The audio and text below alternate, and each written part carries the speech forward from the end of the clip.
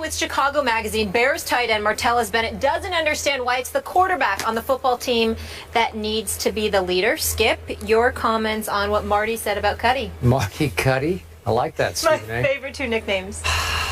My comment on what Martellus said about Jay Cutler is that Martellus, Stephen A., tiptoed right to the edge of ripping his quarterback for a lack of leadership and stopped short because he knows that Cuddy throws Marty lots of nice passes, throws him the sugar, if you will, and they do have a good wavelength and a good rapport. So I think Martellus knows exactly what Jay is and isn't. I've never said he was a leader. Jay Cutler lives in his own world. He only cares about Jay Cutler.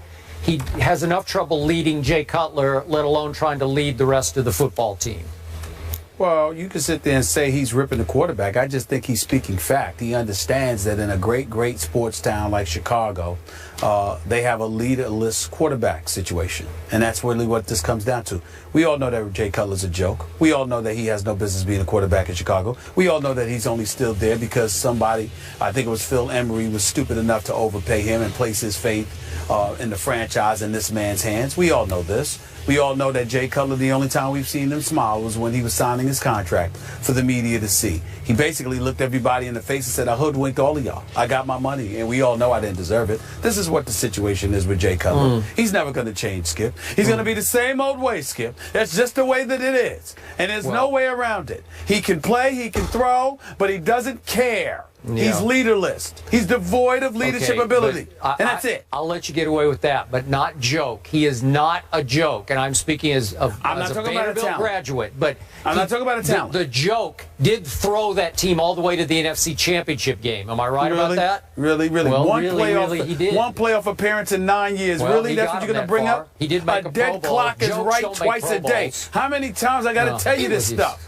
It's ridiculous. Don't get me started. I've been in a good mood, Skip. I've been in a good mood until you brought that subject up. First it was the Knicks, but I let that slide. I didn't fall for that. But this is going too daggone far, okay? He's never going to change, Skip. He's going to be the same old way, Skip. This is who he is. It's who he is. He is not a person that is going to step up and do what's necessary to lead any team to victory. He's a dude that's going to steal money. He should be arrested for theft. Okay? Don't get me started with him. Okay, wait a second. Does Kobe Bryant steal money? Because I don't think Kobe's much of a leader, right? Kobe, excuse me. What? You're comparing winless, leaderless, no championship having Jay Cutler to five-time champion Kobe Bryant? Right? Kobe Bryant? Kobe Bryant cares too much. This dude don't care at all. Are you really? I wouldn't blame Kobe if he never spoke to you again for just saying what you said. I wouldn't blame Kobe if he just banned himself from ever talking to you again. You are unbelievable. Jay Cutler, you mentioned him in the same breath. That's Kobe Bryant. Vanderbilt Jay Cutler. You take the Jay Cutler. And I ended it with Kobe Bryant. Jay Cutler. I remember when you called Aaron Rodgers a prima donna. At least that makes sense. Not only is he the best in the game, he's a Super Bowl champion. He's a Super Bowl champion. Jay Cutler has no right to even be in the same state as Kobe Bryant. He shouldn't be in the same state. The same state. They need to throw him out of Chicago. That's what they need to do. Stay calm. You're in Cali, all right? Yeah, they need to throw him out of LA. Are you kidding me? Yeah. Russell Westbrook has some bad blood, but it's not what you think. We'll explain that after the break. Sports put together a very good article predicting the best and worst case scenarios for all the NFC teams in the upcoming season. That is just around the corner. I cannot wait. Here's a look at the potential best and potential worst records for a few of the teams we're going to discuss. The Cowboys 12-4 or 4-12. The Eagles 13-3 or 3-13, and then the Seahawks 14-2. Or 8-8. So of the three teams I just mentioned, Skip, the worst case scenario, we're focusing on the negative here. Which team is it most likely to happen for? Stephen, the obvious choice is my Dallas Cowboys, and I'll tell you why. Not just the loss of Deion Scandrick yesterday, as I'm calling him now. Stop it. Orlando Scandrick. God bless you. When I look at my Dallas Cowboys schedule, it ain't easy. They've got to play New England, at Green Bay, Seattle, at New Orleans, at Buffalo, at Miami, even at Tampa Bay. And, you know, I think Tampa's going to be the surprise team of the NFL this year. It's a much easier schedule to me than the Eagles' schedule. But the reason I'm not doubting my Cowboys is because we got Tony Romo and the Eagles don't. I don't know who the Eagles have at quarterback. God bless Sam Bradford. I hope he can stay upright the whole year. But even if he does, is he the answer in Chip Kelly's offense? I have my doubts. We can go down the rest of the litany of quarterbacks they have on their roster.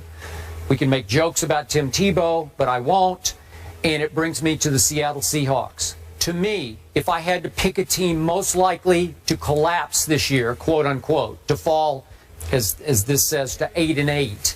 What was it? It goes from 14-2 to 8-8 for Seattle, I think it was. Seattle, yep. Yeah, okay. 8-8. So the most likely to go to 8-8 would be the Seahawks.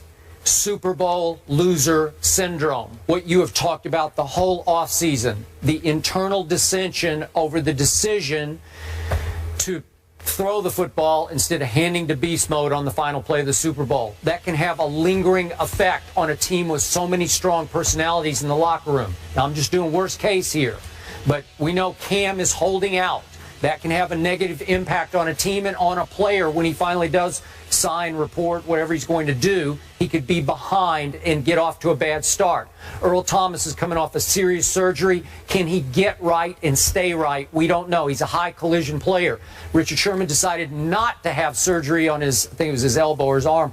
And will that be the right decision going forward? Will his arm plague him all year? I don't know. So you got the whole secondary with a lot of question marks. Then you have beast mode at age 29, ninth year.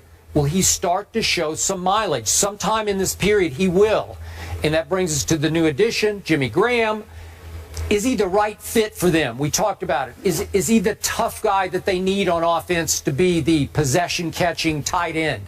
Obviously, he has all kinds of ability, but is he the right psychological fit for this football team? So I could see where Pete Carroll's rah-rah wears thin this year, and they could get off to a bad start and struggle. Their schedule isn't easy. They got to go to Green Bay, go to Dallas, go to Baltimore. I could see them having a bigger struggle than either Dallas or Philadelphia. Skip Bayless, I would tell you the team most likely, in terms of a worst-case scenario, most likely for that to happen of the three teams mentioned would be the Philadelphia Eagles. When I think about Seattle and the Cowboys, that's a team. Those are two teams that are intact. Same quarterback. In Seattle's case, same running back. And the addition of a guy like Jimmy Graham, who I think would be tremendous for Russell Wilson. The defense is returning. Got to make sure they re-sign Cam Chancellor. Give that brother his money. He deserves it. And he's the ringleader on defense, Legion of Boom. In the case of the Dallas Cowboys, yeah, you've had some injuries, but you also had some guys returning like a Sean Lee. Rolando McClain ultimately will return. You look at the addition of Greg Hardy, Randy Gregory, those guys, and the pass rush they expected to have.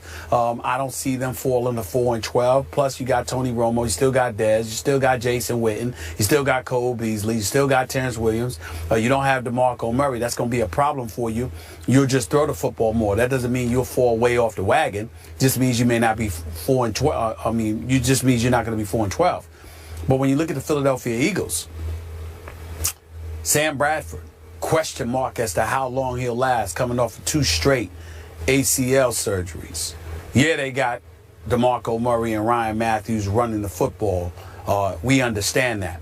Questions at receivers, even though Aguilar, along with Jordan Matthews, is big time, they still got a lot to prove because they're both relatively young, and now they're going to be the focal point. You don't have an experienced veteran like Jeremy Maclin out there. Don't get me started with Riley Cooper.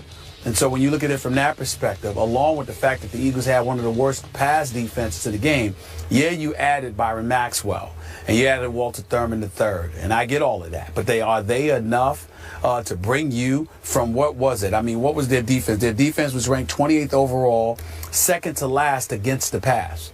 How much of an improvement can you really expect them to make?